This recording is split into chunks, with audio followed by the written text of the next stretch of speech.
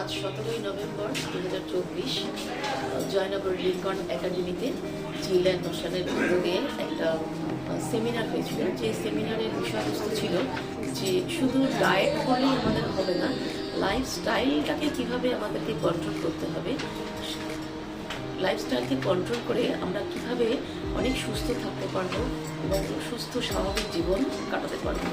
তো আজকের আমরা ভীষণভাবে সমৃদ্ধ হলাম ডায়েটিশিয়ান শ্রেয়সী ভৌমিকের কথা থেকে। আমরা জানলাম যে বিভিন্ন আমাদের শরীরের যে বিভিন্ন হরমোনসগুলো আছে, সেই হরমোনসগুলো আমাদের শরীরকে কিভাবে কন্ট্রোল করে এবং আমাদের লাইফস্টাইল যদি ঠিক না হয় সেই হরমোনসগুলো আমাদের শরীরে কীভাবে ক্ষতি করে।